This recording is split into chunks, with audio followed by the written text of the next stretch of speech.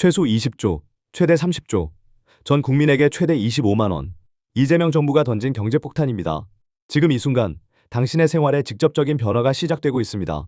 6월 19일 국무회의에서 2025년 제2차 추경안이 상정될 예정이고 전 국민에게 1인당 25만 원을 지역화폐로 지급하는데 13조 1천억 원을 투입한다는 계획입니다.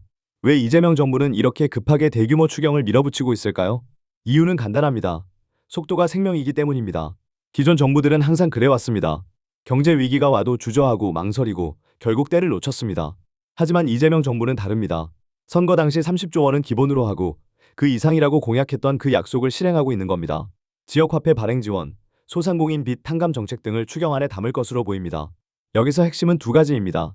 1. 속도, 즉시 집행 가능한 정책. 2. 소상공인, 직접적 타겟 지원. 일반적으로 추경하면 복잡하고 더디다고 생각하십니까? 그건 과거의 이야기입니다. 이재명 정부의 30조 추경 전략을 분석해 보겠습니다. 결국 이것은 선순환 구조입니다.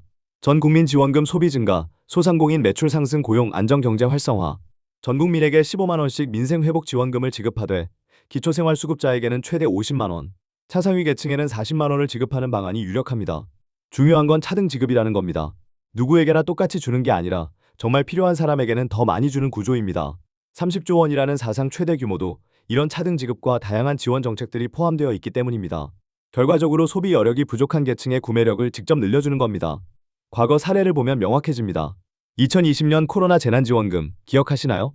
1차 전국민 쌓인 가족 기준 100만 원, 즉시 소비 진작, 소상공인 매출 회복나는 효과를 봤습니다. 2022년 이재명 대선 공약도 그랬습니다. 기본소득 개념 도입, 30조 원은 기본 전 국민 지원금 정책, 언제나 그래왔습니다. 경제 위기 때마다 직접 지원이 가장 빠르고 효과적인 해법이었습니다. 차이점은 이번엔 대통령이 된 이재명이 직접 실행한다는 겁니다. 그것도 공약했던 30조 원 규모로 말이죠. 항상 그랬듯이 과감한 재정정책이 경기 반등의 신호탄 역할을 해왔습니다. 지금 시장 상황을 보면 이미 선반영되기 시작했습니다. 소비자 물가 상승률이 1%대에 머물며 30조 원 규모 추경 편성이 가능한 환경이 조성됐습니다. 현재 대한민국 경제는 정확히 대규모 추경이 필요한 타이밍에 와 있습니다. 내수 부진, 소상공인 어려움, 소비심리 위축. 결국 이재명 정부는 이 모든 걸 30조 원으로 한 번에 해결하려는 겁니다.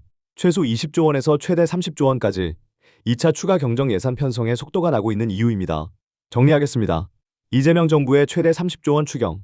이것은 단순한 선심성 정책이 아닙니다. 경제 전반을 살리는 종합 처방전입니다. 전 국민 지원금으로 소비 진작, 소상공인 직접 지원으로 고용 안정, 빠른 집행으로 즉시 효과, 30조 원 규모의 강력한 경기 부양. 중요한 건 이제 시작이라는 겁니다. 6월 19일 국무회의 통과되면 여러분의 생활에 직접적인 변화가 시작됩니다. 이것이 바로 이재명표 30조 경제정책의 실체입니다. 앞으로 더 많은 변화가 올 테니 구독 버튼 눌러주시고 알림 설정해두세요. 여러분의 생각은 댓글로 들려주시고 이 영상이 도움됐다면 좋아요도 부탁드립니다.